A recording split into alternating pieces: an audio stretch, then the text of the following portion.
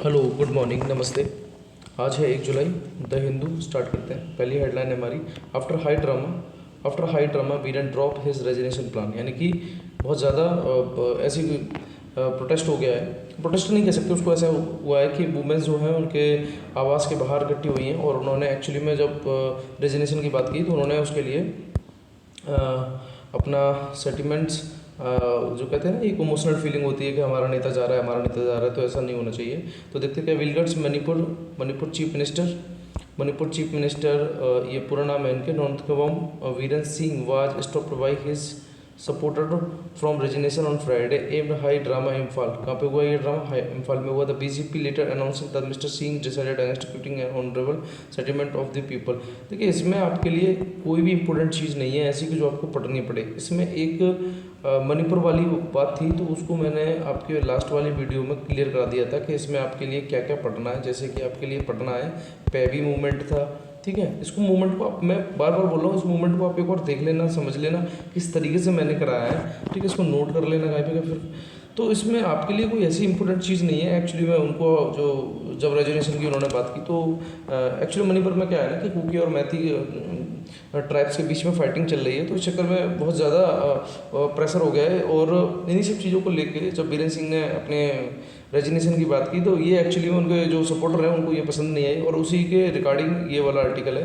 तो ये आपके लिए कोई इंपॉर्टेंट नहीं है, ठीक है। दूसरा आर्टिकल क्या है? Stalin disregarded letter assert governor has no power to sack a minister. देखिए, इस पे अवेलना की है स्टालिन ने अवेलना की है। Disregarded letter assert governor has no power to sack minister. यानी कि स्टालिन ने यही अवेलना की भाई गवर्नर को कोई भी पावर नहीं है कि वो किसी भी मिनिस्टर को हटा सके। और इसी आर्टिकल के पूरा पेपर आज इसी में ही है। तो क्या, Tamil Nadu chief minister M.K. Stalin wrote a governor R.N. Ravi on Friday informing him that his unconstitutional communication dismissing arrest minister V कौन है ये? सेठ बालाजी। इन्हीं की बात कर रहा था मैं। बालाजी को एक्चुअली में क्या है ना कि रिमूव किया है जो गवर्नर साहब हैं और यही स्टालिन ने इसकी क्या किया, अवेलना की है। अच्छा, आगे क्या है फिर इसमें? आगे the chief minister and cabinet neither sought nor given for either of Ravi's communications nothing that's a governor had keeped the dismissal letter in abeyance in order to seek the opinion of Attorney General on the intervention of Union Home Minister. Mr. Stalin said that this so that Mr. Ravi had acted hast with scant regard to the constitutional of India। मतलब क्या है ना कि एक argue किया था, Stalin साहब ने एक आर्गू किया। उन्होंने कहा कि न तो चीफ मिनिस्टर और न ही कैबिनेट को कोई भी बात नहीं पूछी गई उनको, ठीक है। और उसके बाद देखते हैं इसमें ओपिनियन किसका था? अटॉर्नी जनरल के। और इंटरवेंशन होम मिनिस्टर के हिसाब से आप क्या कर रहे हैं? रिमूव कर रहे हैं उस चीज़ को।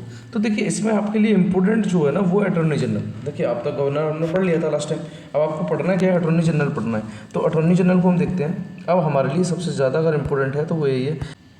तो कुल मिला के यही कि स्टालिन का आर्गू भी ठीक है भाई, आप किसी को भी नहीं पूछ रहे, ना सीएम को पूछ रहे, ना कैबिनेट को पूछ रहे हैं। और एक्चुअली में इसमें जो ओपिनियन है आपका अटॉर्नी जनरल का एंड दी आप बात कर रहे हैं इंटरवेंशन किसका? होम मिनिस्टर के हिसाब से आप उस डिसीजन को ले रहे हैं। तो उन्हीं को लेके इसमें जो आपके लिए इम्पोर्टेंट है वो ये है अटॉर्नी। तो बस इतना सा ही आपको समझना था। और आपके लिए यहाँ पे निकालने के लिए अगर कीवर्ड्स है वो अटॉर्नी जनरल है। तो कुल मिला के यही है कि भाई आपको ये मतलब राइट नहीं है कि आप किसी भी मिनिस्टर को हटाएं। तो उसी के लिए देखिए आर्टिकल भी उसी बेस पे दिया है, उसको भी हम देखेंगे। तो देखते हैं। अब देखिए मैंने क्या किया है, अपने नोट्स की जो कॉपी है ना मैंने उसको यहाँ पे छाप दिया है। अब क्या समझना है आपको इसमें? आपके लिए क्या इंपॉर्टेंट है भाई, क्या आपको पढ़ना है? तो ये देखेंगे आप अटॉर्नी जनरल, ठीक है, अटॉर्नी जनरल ऑफ इंडिया, और आपको मिलेंगे advocate of general of India. तो एडवोकेट जनरल ऑफ इंडिया ये सब आपके कौन होंगे? गवर्नर होते हैं। पहले तो आपको इतना याद रखना है, एडवोकेट जनरल ऑफ इंडिया। और अटॉर्नी जनरल ऑफ इंडिया ये देखिए आपके, इनको कुल मिला के ये कि एडवोकेट जनरल ऑफ इंडिया को अगर अपॉइंटमेंट करने की बात आएगी तो वो गवर्नर साहब करेंगे, गवर्नर नहीं होते हैं। मेरा कहना ये है कि इनको गवर्नर अपॉइंटमेंट करते हैं और आपका अटॉर्नी जनरल ऑफ इंडिया इनको प्रेसिडेंट करते हैं, ठीक ठीक है। अब उसके बाद आ जाता है रिम्यूनरेशन का मतलब होता है पारिश्रमिक। पारिश्रमिक दोनों का तय नहीं होता है, यहाँ पे क्रॉस लगा हुआ आप समझ लेंगे। एडवोकेट जनरल ऑफ इंडिया जिसको गवर्नर ने अपॉइंटमेंट किया, और अटॉर्नी जनरल ऑफ इंडिया जिसको प्रेसिडेंट ने किया, और इनका रिम्यूनरेशन डिसाइडेड नहीं होता, ना ही ये कॉन्स्टिट्यूशन में दिया है। अच्छा ठीक है, फिर क्या है आपके लिए इसमें पढ़ने के लिए। दूसरा, पहले तो आप ये समझ लीजिएगा कि attorney general of India actually में ये आपका हो गया प्रेसिडेंट के थ्रू इनका अपॉइंटमेंट हो गया, और एडवोकेट जनरल ऑफ इंडिया इनका अपॉइंटमेंट हो गया गवर्नर के थ्रू हो गया। आर्टिकल ये 76 में कौन, अटॉर्नी जनरल ऑफ इंडिया, और ये है आपके आर्टिकल 165 में। तो पहले तो आप आर्टिकल समझ लीजिए। आर्टिकल को आपको समझना क्या है, आई मीन इनको माइंड में थोड़ा सा फीड करना है कि अटॉर्नी जनरल ऑफ इंडिया ये हो गया आपके आर्टिकल 76, और एडवोकेट जनरल ऑफ इंडिया ये होगा आपके आर्टिकल 165।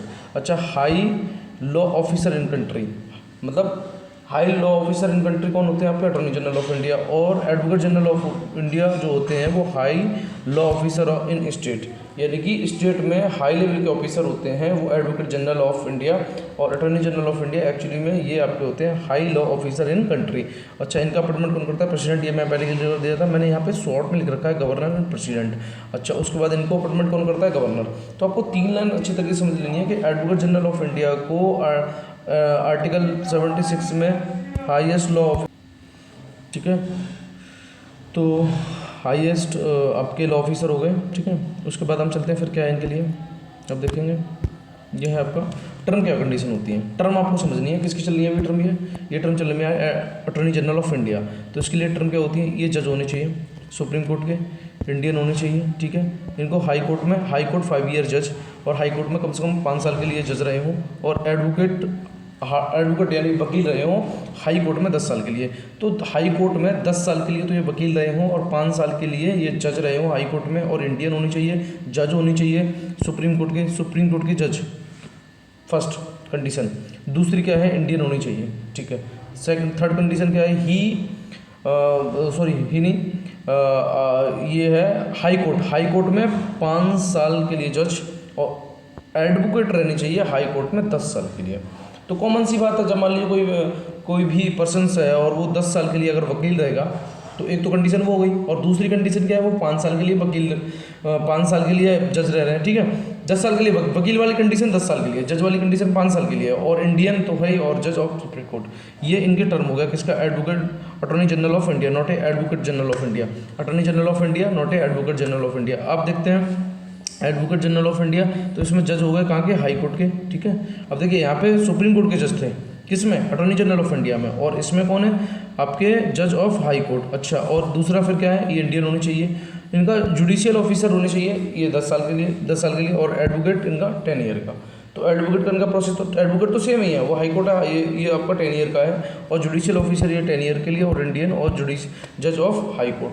ये तो टर्म हो गई किसकी, एडवोकेट जनरल ऑफ इंडिया। अच्छा, ये प्लीजर किसके होते हैं, अब सीधी सी बात है, जब प्रेसिडेंट इनको चुनना है तो प्रेसिडेंट के ये प्लीजर होंगे, ये प्रेसिडेंट किसके होंगे, ये गवर्नर के होंगे, ठीक है। और आगे क्या फीचर है इसके वो देख लेते हैं। ड्यूटी एंड फंक्शन क्या है, तो देखिए ये इधर आपको अच्छी तरीके से समझना है कि हमारा अटॉर्नी जनरल ऑफ इंडिया ये गिव एडवाइस किस पे, लीगली मैटर पे, ठीक है। और ये भी एडवाइस दे सकते हैं कौन, आपके advocate general of India, legally advice. फिर उसके बाद क्या है तुम्हारा, to perform the other duty by the president, ठीक है। To perform by the other duty अगर इनको करनी है तो उनको to perform other duty by the president के द्वारा, और to perform other duty by the governor के द्वारा। डिस्चार्ज दी फंक्शन, ठीक है, डिस्चार्ज दी फंक्शन। आगे देखा president assign the all duty, और आपके यहाँ पे अब देखिए मैं बताऊँ उसमें, अब आपके लिए समझने के लिए क्या है भाई, ये तो हमें समझा दो कि हमारे लिए क्या पढ़ने के लिए है, तो मैं बता दूँ आपको। बोथ हाउस यानी दोनों हाउस में, चाहे वो आपके स्टेट लेजिस्लेटिव का पार्ट हो, इसमें स्पीक कर सकते हैं, बट वोट का राइट नहीं होता इन्हें। किसका राइट नहीं होता, वोट का राइट नहीं होता है, बस इतना समझना है। ये क्वेश्चन जब भी बनाना तो वो इसी बेस पे बनाया, to appear in high court में ये अपीयर हो सकते हैं। अच्छा, अब देखते हैं अटॉर्नी जनरल को असिस्ट करने के लिए कौन होते हैं, तो ये होता है सॉलिसिटर जनरल ऑफ इंडिया। ये क्वेश्चन आ चुका है कि अटॉर्नी जनरल को असिस्ट करने के लिए सॉलिसिटर जनरल ऑफ इंडिया, और इनको असिस्ट करने के लिए additional solicitor general of India. इनको कॉन्स्टिट्यूशन में नहीं दिया गया, और ये किसमें, आर्टिकल 76 में, किसमें, आर्टिकल 76 में। सेंट्रल कैबिनेट मेंबर नहीं होते हैं अटॉर्नी जनरल, पहले तो आप ये याद रखना है, ठीक है। कौन कौन नहीं होते, क्योंकि क्या होता है कि क्वेश्चन जब भी बनता है तो यही हमें ज़्यादा घुमाता है कि कौन कौन नहीं होते। तो अटॉर्नी जनरल ये क्या है ना, सेंट्रल कैबिनेट मेंबर नहीं होते हैं, ठीक है। और आगे देखते हैं, फिर ये प्राइवेट लीगल प्रैक्टिस कर सकते हैं। यहाँ पे क्वेश्चंस बना था क्या नहीं हो सकते हैं, देखते हैं। क्राइम जो आपके क्रिमिनल प्रोसिक्यूशंस है ना, और डायरेक्टर्स फुल टाइम आपके ये हैं, फुल टाइम्स और गवर्नमेंट सर्वेंट ये नहीं हो सकते हैं, ठीक है, अटॉर्नी जनरल। अब ये प्राइवेट लीगल प्रैक्टिस, ये लीगल प्रैक्टिस कर सकते हैं प्राइवेट, ठीक है। अच्छा, अटॉर्नी जनरल के क्या कर सकते हैं कि ये पार्ट ले सकते हैं, ठीक है, हाउस में एंड स्पीक कर सकते हैं, ठीक है। और उसके बाद बट वोट नहीं कर सकते। तो आपको बस आपको याद रखने वाली बात यही है कि अटॉर्नी जनरल जो है ना वो वोट नहीं करते हैं। क्या नहीं करते साहब? वोट नहीं कर सकते। बट हाँ, ये पार्ट ले सकते हैं, बोल सकते हैं, है ना, और बट वोट नहीं कर सकते, ठीक है।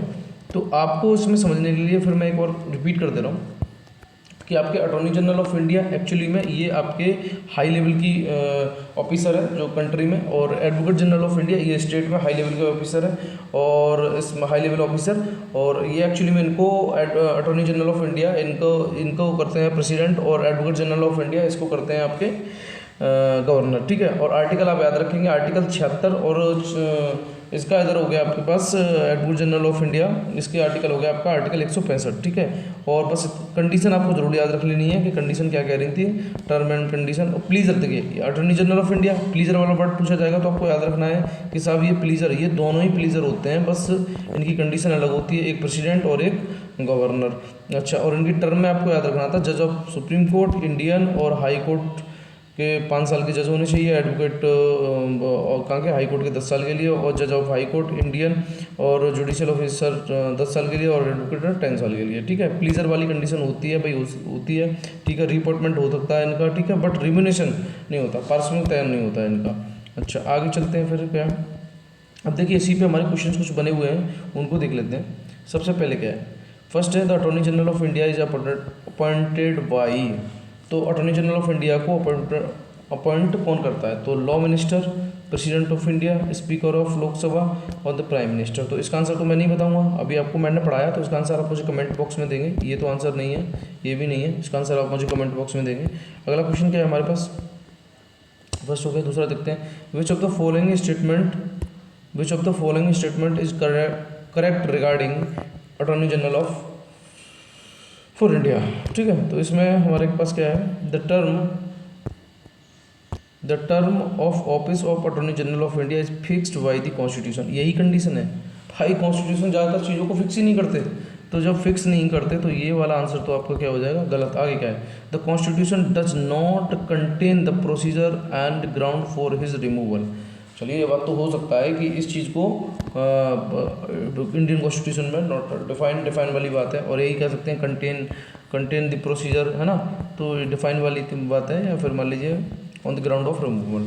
आगे क्या है, he does not hold office during the pleaser of president. देखिए अभी हमने पढ़ा था भाई, ये क्या है, ये प्लीजर ऑफ प्रेसिडेंट है। प्लीजर ऑफ प्रेसिडेंट की कंडीशन तो दोनों में ही मिलती है, गवर्नर में भी मिलती है, और हमको आपका एडवोकेट जनरल ऑफ इंडिया और अटॉर्नी जनरल ऑफ इंडिया दोनों, एक तो गवर्नर के प्लीजर हैं और एक आपके प्रेसिडेंट के प्लीजर है, तो ये भी आंसर नहीं होगा।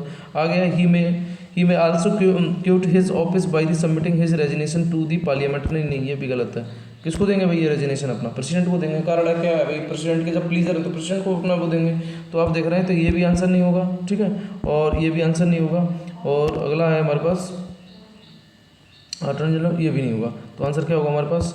आंसर हिसाब से देखिए, ना तो ये है, ना ये है, ना ये है। आंसर क्या होगा? The constitution does not condition the procedure and ground for his removal. Answer ये हो गया, ठीक है। आगे क्या है, अब आइए, आ जाइए देखते हैं, ठीक है। देखिए इस टाइप के क्वेश्चन तो यूपीएससी में इस बार बने रहे, इन्होंने अपनी इज्जत बचा ली भैया, टिके रहे हैं फील्ड में कि भाई इस तरीके से क्वेश्चन जो है इसी तरीके थे, बट 1 2 3 ये वाले फिनिश कर दिए गए, कोई मतलब नहीं है, एक भी सिंगल क्वेश्चन नहीं था इन्हें 2023 यूपीएससी एग्जाम। आगे with reference to the attorney general of India which of the following statement is correct. देखिए मैं आपको 7 के 7 क्वेश्चन करा रहा हूँ, जो भी टॉपिक ले रहा हूँ, जो भी कीवर्ड्स मैं वहाँ से उठा रहा हूँ वो मैं आपको करा रहा हूँ। आपको करना क्या है ना, आपको एक अपनी नोटबुक बना लेनी है, और उसमें जैसे मैंने आप आज मान लीजिए मैंने ये शॉर्ट नोट्स आपके पास डाल दिए, तो आप इसको साइड में कहीं लिख लेना, जो भी आपको पॉइंट लगे कि इनकी टर्म क्या है, इनको कौन अपॉइंट कर रहा है, ठीक है, उसके बाद इनका रिमूवल प्रोसीजर क्या है, जो मैंने बनाया है ना वहाँ पे आर्टिकल कौन से हैं, उन चीज़ों को आपको नोट करके चलना है। कारण ये है कि आपका इसी तरीके से बेस जब मजबूत होता जाएगा, फिर उसके बाद जब आप पॉलिटी पढ़ेंगे ना तो ईजिली आपको समझ में आता जाएगा कि अच्छा इस तरीके से हमें लिंक किया जाता है। अब देखते हैं, a person is appointed as attorney general who is qualified to be appointment as a जज ऑफ सुप्रीम कोर्ट। ये मैंने पढ़ा था अभी। भाई कितने साल के लिए, ये मुझे कमेंट बॉक्स में आप बताएंगे कितने साल के लिए।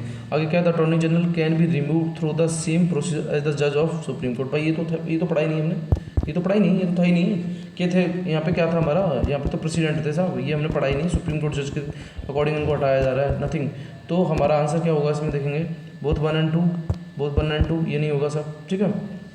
नीदर 1 and 2 क्योंकि पहला वाला हमारा सही है, तो हमारे पास आंसर क्या होगा, ओनली 1, ठीक है।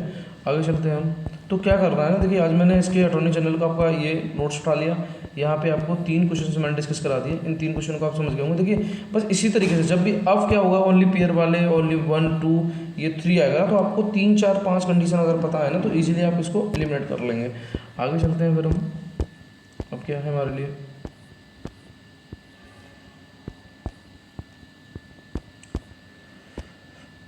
देखिए ये है केरला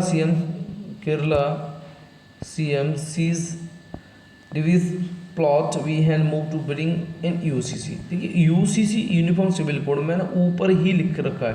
अब आपको जो भी पढ़ना है ना वो इसमें यही पढ़ना है कि व्हाट इज यूसीसी, है ना, एंड कौन सा आर्टिकल होगा इसमें, और आर्टिकल तो आई थिंक नहीं होगा, बट आपको भी आर्टिकल क्यों नहीं होगा ये मैं आपसे कमेंट में पूछना चाह रहा हूँ, आर्टिकल क्यों नहीं होगा। भाई आर्टिकल मैंने पढ़ा है अच्छी तरीके से आपको, है ना। तो कुल मिला के ये नहीं है कि अगर मैं मान लीजिए कमेंट में आपसे पूछता हूँ तो आप उसका जवाब भी नहीं देते हैं, तो आपको बड़ी अच्छी तरीके से मैंने यूनिफॉर्म सिविल कोड को आपको डिफाइन किया था कि जो आपका फंडामेंटल राइट के बाद जो भी है आपका, तो आर्टिकल 36 to 51 जिसमें आपके डीपीएसपी में मैंने आपको क्लियर किया है, तो आपको उसको director principle of state policy उसको आपको एक बार देख लेना है, उसको वीडियो को देख लेना है, ये पूरा आपका क्लियर हो जाएगा, ठीक है। बाद बाकी हम कुछ और कवर करना चाहेंगे आज। Doctor APJ Abdul Kalam knowledge centre and space museum to be ready in 18 month. अच्छा ये सेंटर बनना है, कहाँ पर बनना है, इतना देख लीजिए भैया आप, ये बनना है आपका, ये है त्रिवेंद्रपुरम, ठीक है। बाद बाकी बनेगा तब इसको कवर करेंगे, आगे देखते हैं फिर हम। चलिए अब आ जाते हैं यहाँ पे भैया, फिर आगे देखो वही कहानी। मैं कह रहा था ना आपसे, गवर्नर को आप मैंने अच्छी तरीके से कराया है, गवर्नर को तो आप गवर्नर वाली वीडियो देख लेंगे, तो आप देखें governors moves is dangerous and unconstitutional. अब भाई गवर्नर का तो बड़ा खेल है भाई, तमिलनाडु में जो ये घमासान मचा हुआ है ना बालाजी को हटाने के बाद, तो उसी के चक्कर में ये आर्टिकल है आपके आचार्य जी, ठीक है, आचार्य जी। तो इसमें देखते हैं क्या है, the governor of Tamil Nadu R Ravi dismiss V central minister of the constitution Tamil Nadu the communication issue Raj Bhavan. देखिए ये आपके लिए कोई इंपॉर्टेंट चीज़ नहीं है, अब आपके लिए इंपॉर्टेंट चीज़ क्या है वो देखते हैं। पुटिंग द फ्रेंड्स ये भी नहीं, देखिए आर्टिकल ये यहाँ से देखिए, ये under article 164 of the constitution of chief minister is appointment by the governor, ठीक है साहब। आर्टिकल 164 ये कहता है कि चीफ मिनिस्टर को अपॉइंट किया जाएगा किसके द्वारा, गवर्नर के द्वारा, विदाउट एनी एडवाइस, किसी की एडवाइस नहीं लेने की जरूरत है, चलिए ठीक है। लेकिन दूसरी कंडीशन क्या है, दूसरी कंडीशन ये है व्हाट ही अपॉइंट, उसके बाद मतलब गवर्नर ने सीएम को अपॉइंट कर दिया आर्टिकल 164 के थ्रू। अब सीएम क्या करेगा, what he appoint the individual minister only the advice of chief minister, ठीक है। लेकिन आप समझिएगा यहाँ पे, लेकिन गवर्नर जो है वो अब उसको मिनिस्टर चुनने हैं, गवर्नर ने पहले चीफ मिनिस्टर को, अब गवर्नर को मिनिस्टर चुनने हैं, तो मिनिस्टर के लिए वो क्या करेगा, सीएम की एडवाइस लेगा, वही लिखा है but he appoint the individual minister only on the advice of chief minister. The article implies that governor can not, देखिए साफ साफ लिखा हुआ है, the article implies that governor can not appoints individual minister according to his discrimination, यानी कि अपने विवेक के आधार पर नहीं, उसको एडवाइस लेनी पड़ेगी किसकी, चीफ मिनिस्टर की। सो logically the governor can dismiss a minister only on the advice of chief minister. भाई सीधी सी बात है, जब आपको सीएम की एडवाइस लेनी पड़ रही हो मिनिस्टर को अपॉइंट करने के लिए, तो फिर आपको डिसमिस करने का राइट कहाँ मिला भाई। तो यहाँ देख रहे हैं, so logically the governor can dismiss the minister only the advice of chief minister. The reason is simple भाई, क्लियर हो गया ना, क्लियर कट है ना भाई। मान लीजिए कि आप देखिए इसको, इसमें बिल्डिंग्स वालों के लिए स्पेशल है कि वो क्या करेंगे, 164 आर्टिकल लिखेंगे और उसके सामने लिख लेंगे, आर्टिकल ऐसे याद करने हैं आपको, उसके सामने लिख लेंगे कि भाई क्या है ना कि अगर मान लीजिए सीएम का चुनाव होना है तो वो गवर्नर उनको चुन लेंगे, ठीक है। और उसके बाद जो मिनिस्टर का चुनाव होना है तो वो सीएम की एडवाइस से मिनिस्टर को चुनेंगे। यहाँ तक क्लियर हो गया। अच्छा, the reason is simple, the chief minister alone has the description to choose his minister, he decided. Reason क्या है, चीफ मिनिस्टर ही अकेला है, उसके पास description to choose his minister, he decided who minister of his council will be and he also decided who will not remain as a minister in council.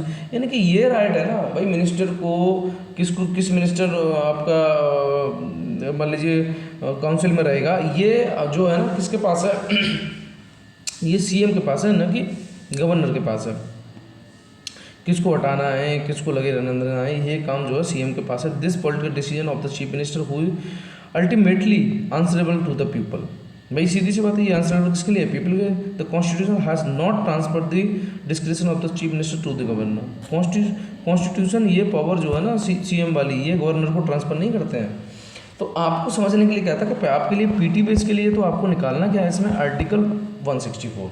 चलिए आपके लिए यहाँ तो एक इम्पोर्टेंट बात हो गई कि आपने क्या निकाल लिया, आर्टिकल 164 निकाल लिया। अच्छा, और क्या है इसमें हमारे लिए, अब चलिए वो देखते हैं। देखें, looking the government of India act 1935, इसको देखिए मैं हिस्टोरिकल बैकग्राउंड में जब पढ़ाऊंगा तो बहुत अच्छी तरीके से एक्सप्लेन करूँगा, इसलिए आप इसको अभी समझेंगे। लुकिंग क्या आपका लुकिंग, अच्छा 1935 में सेक्शन 51 क्या कहता है, the governor minister shall be chosen and summon by him and shall be sworn as a member of council and shall hold office during his pleasure. भाई आपका एक्ट 1935 तो ये कह रहा है कि गवर्नर को राइट है, गवर्नर के प्लीजर पे है कौन, मिनिस्टर।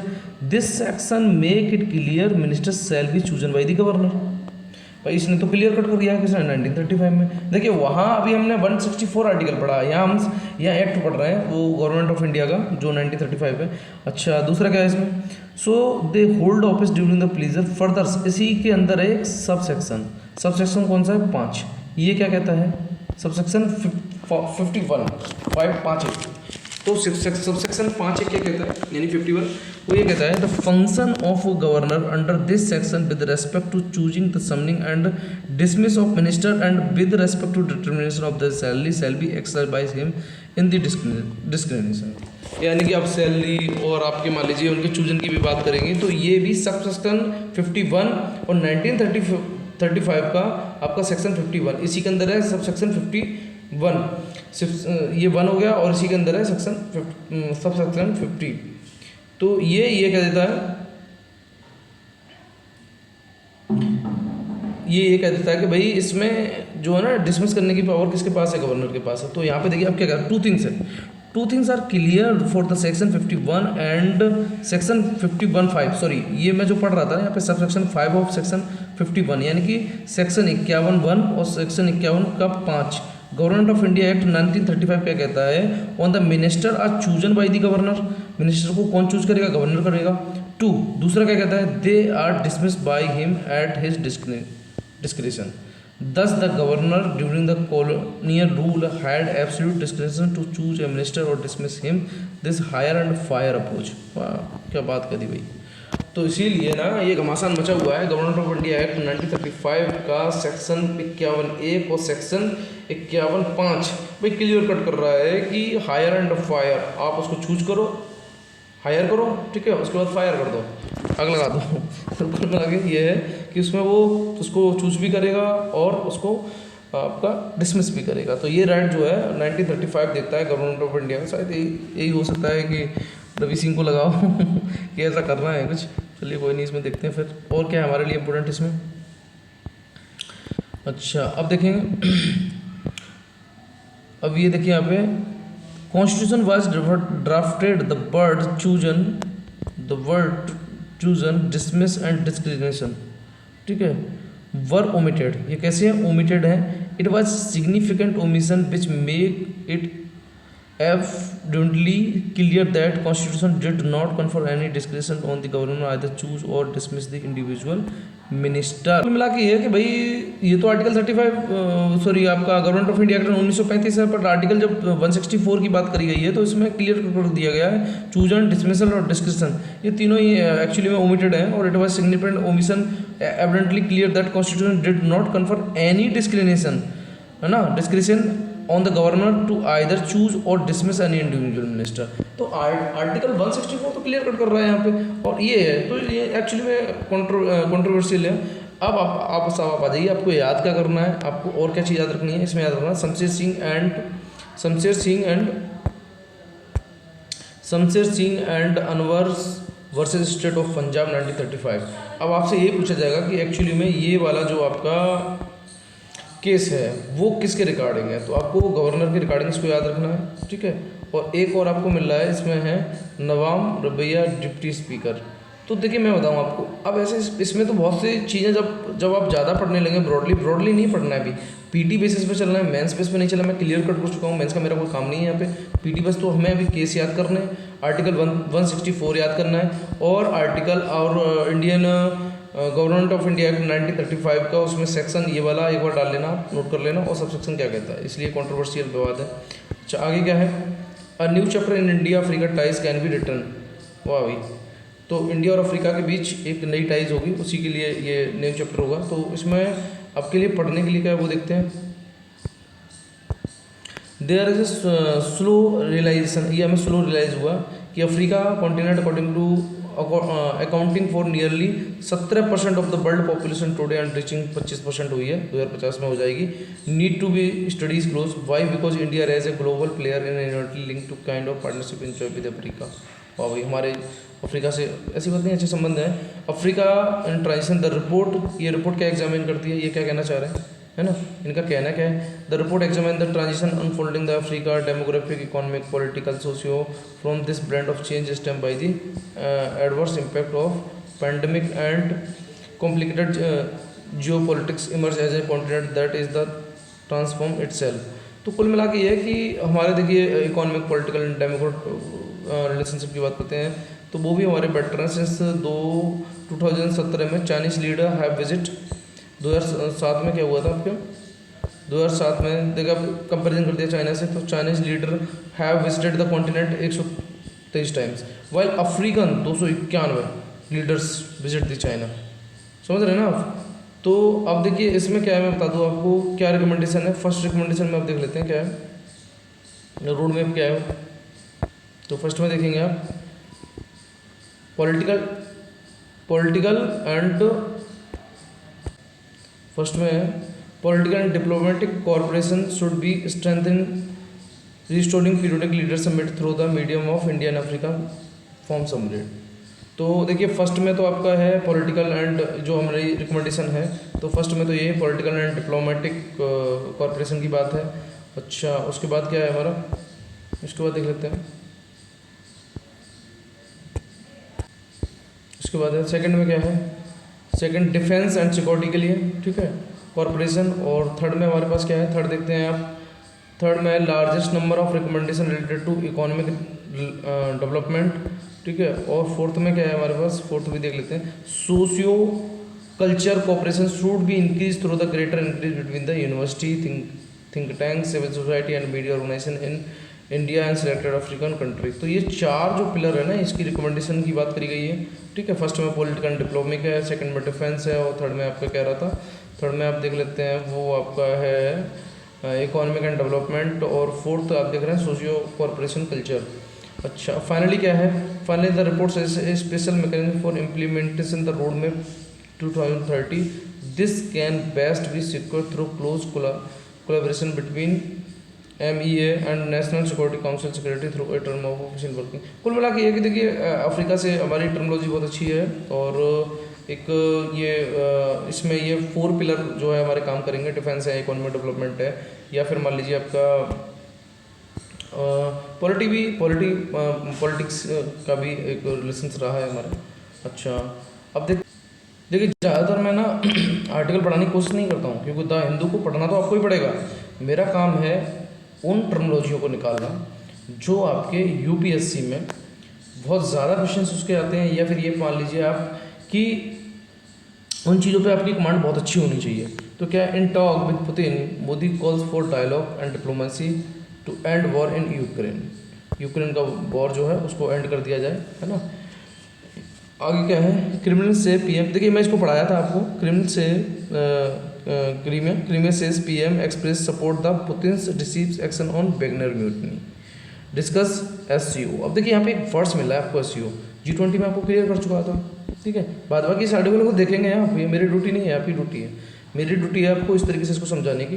तो अब देख रहे हैं आप, बस ड्यूटी का मतलब ये रीड कर लेना है, बाद बाकी तो मैं यहाँ संभाल ही रहा हूँ। अब वहाँ पे देख रहे हैं यहाँ पे एससीओ, ठीक है। एससीओ क्या है, व्हाट इज एससीओ, ये तो नहीं पता होगा आपको। तो वैगनर म्यूटनी एक्चुअली में क्या था, देखो वैगनर क्या था मैं बताऊँ। वैगनर ग्रुप की ये था कि पहले तो पुतिन साहब ने उनको पाला, प्राइवेट आर्मी के तौर पे रखा, उसके बाद वो उनके खिलाफ हो गए, तो उन्होंने वॉर छेड़ दिया। तो ये वैगनर म्यूटनी उसी के चक्कर में हो रही है। रशिया यूक्रेन वार तो हमको पता ही है, what is Russia and Ukraine वार, ये तो हमको पता ही है, लास्ट टाइम हम लोगों ने पढ़ा भी होगा। और नहीं पढ़ा तो आप इतना समझ लीजिए कि रशिया और यूक्रेन में जो वॉर हुआ था उसमें से आपको समझने के लिए सिर्फ बॉर्डरिंग कंट्री यूक्रेन और रशिया की देखनी है, जो कि मैं लास्ट वीडियो में आपको करा चुका हूँ, ठीक है। अब देखते हैं आप, इसमें आपके लिए पढ़ने के लिए आए तो आप देखते हैं संघाई कॉर्पोरेशन ऑफ इंडिया, है ना, sorry organisation, Shanghai corporation of organisation, I mean India नहीं, Shanghai corporation of organisation, SCO, सक्कू। सक्कू आपने शब्द सुना होगा, इसको तारा सिंह बोलते थे गदर मूवी में, ठीक है। तो सक्कू, it is a Eurasian organisation funded by the leader of China, Russia, Kyrgyzstan, Kazakhstan, Tajikistan. पहले तो आपको ये 5 कंट्री समझ लेनी है जो फंड करती हैं इसको। चाइना है, रशिया है, किर्गिस्तान है, कजाकिस्तान है, ताजिकिस्तान है। Pakistan, India, Iran receive observe state in 2005। ऐसी बात नहीं है, पाकिस्तान और इंडिया और ईरान ने ऑब्जर्व स्टेटस मतलब रिसीव किया था कब, 2005 में। And India and Pakistan become full member of Shanghai corporation 2017 में, और इंडिया और पाकिस्तान फुल मेंबर कब हो गए, 2017 में। तो आपके लिए संघाई कॉर्पोरेशन ऑफ ऑर्गेनाइजेशन में पढ़ने के लिए है, Eurasian organisation funded by the leader of China, Russia, Kyrgyzstan, Kazakhstan, Tajikistan. Pakistan and India, Iran, in observe status कब, 2005 में, और फुल मेंबर ये बन गए आपके 2017 में। तो आपको संघाई कॉर्पोरेशन में पहले तो इतना पढ़ना था कि व्हाट इज संघाई कॉर्पोरेशन। अच्छा, अब देखते हैं क्या ऐसे कोई क्वेश्चन बना है। अब देखिए क्या है, यूसीसी भाई पढ़ा चुके हैं इसे, वो आप देख ही लेंगे, है ना। UCC draft will be submitted soon से कमेटी, चलिए जो होगा वो देख लेंगे। एक बार यूनिफॉर्म सिविल कोड को आप देख लेंगे, है ना, किस तरीके से कवर करा है, ठीक है। अब देखते हैं इसमें, अब देख लिए यहाँ पे। देखिए मैं बताऊँ ना, अब जैसे मैं पूरा न्यूज़पेपर पढ़ाने लग जाऊँगा तो शायद मुझे लगता है 3-4 घंटे से पहले फ्री नहीं होऊंगा। इसलिए मैं क्या करता हूँ कि जैसे मैंने आपको इसमें से टर्मिनोलॉजी निकाल बता दी कि क्या इंपॉर्टेंट है क्या नहीं है, वो तो टाइम नहीं लगा मुझे। अब मैं इसको रीड करूँगा, है ना, तो बहुत टाइम लगेगा। तो रीड करने का काम आपकी ड्यूटी, बाद बाकी मेरी ड्यूटी। अब देखिए संघाई कॉर्पोरेशन ऑफ इंडिया, ये क्या, ठीक है। अब इसको आपको अच्छे तरीके से इनकी मैपिंग करनी है, और इनको बाय न्यूमोनिक या ट्रिक कैसे भी मैपिंग मान लो, न्यूमोनिक मान लो, ट्रिक मान लो, कुछ भी मान लो, बट आपको याद होना चाहिए संघाई कॉर्पोरेशन इंडिया में, sorry Shanghai corporation of organisation में, इंडिया बार बार बोले जा रहा हूँ, संघाई कॉर्पोरेशन ऑफ ऑर्गेनाइजेशन में कौन कौन से कंट्री आते हैं। तो देखिए ये फुल मेंबर बॉडी बन गया इंडिया पाकिस्तान कब, 2017 में। ऑब्जर्व स्टेटस मिला था इंडिया पाकिस्तान और ईरान को कब, 2005 में। उसके बाद आपको फंडेड के 5 कंट्री आपको याद करने हैं, और वो मुझे कमेंट बॉक्स में भी बताने हैं, ठीक है, कौन फंडेड करता है। क्योंकि जब भी संघाई कॉर्पोरेशन ऑफ इंडिया का क्वेश्चन बनेगा तो आपसे एक बार पूछ लेगा फंडेड बाई, है ना। तो आप सोचेंगे यार मेरे को कंट्री तो याद है, फंडेड नहीं याद है, तो इसको आप कमेंट बॉक्स में आंसर ज़रूर करेंगे। तो इंडिया हो गया, पाकिस्तान हो गया, T4। अब देखिए इसको कैसे याद करना है, यानी कि जब अमरीश पुरी बोलते हैं ना कि भाई हाँ भाई तुम बोलो कि हिंदुस्तान, है ना, मुर्दाबाद, पाकिस्तान जिंदाबाद, तो वहाँ पे एक बड़ी अच्छी बात होती है कि भाई आपका देश जिंदाबाद है, हमें कोई दिक्कत नहीं है ना, बट हमारा देश मुर्दाबाद नहीं है, ऐसी बात मत भूलिए। तो उस टाइम जब शायद मेरे को इसको मूवी से इसलिए रिलेटिव कर रहा हूँ, न्यूमोनिक याद हो जाए। तो जब वो उसको सकीना नाम था, जब उसको लेके आ रहे होते तारा सिंह, तो वो बड़ बोलते हैं सबको बैठो ट्रक में, सबको बैठो, इंडिया और पाकिस्तान, यानी कि इंडिया के तो तारा सिंह और पाकिस्तान की आपकी सकीना। तो क्या होता है ना कि वो जब फाइट हो रही होती है तो वो उससे बोलती है इंडिया और पाकिस्तान, तारा सिंह पाकिस्तान की सकीना से बोलते हैं, यानी कि सबको बैठो किस में, ट्रक में, किस में बैठो, ट्रक में। इसको याद करना भाई, समझ रहे हैं ना, बहुत अच्छी मैंने आपको डिफिनेशन बता दी कि इंडिया से तारा सिंह और पाकिस्तान से सकीना, और वो उसको बोल रहे हैं सबको बैठो किसमें, ट्रक में। Truck T for Tajikistan, R for Russia, U for Uzbekistan, C for China, K for Kyrgyzstan और K फॉर कजाकिस्तान। अब 2 वर्ड्स मिल रहे हैं आपको, 2 वर्ड्स मिल रहे हैं यहाँ पे, ठीक है। 2 वर्ड्स कौन से मिल रहे हैं,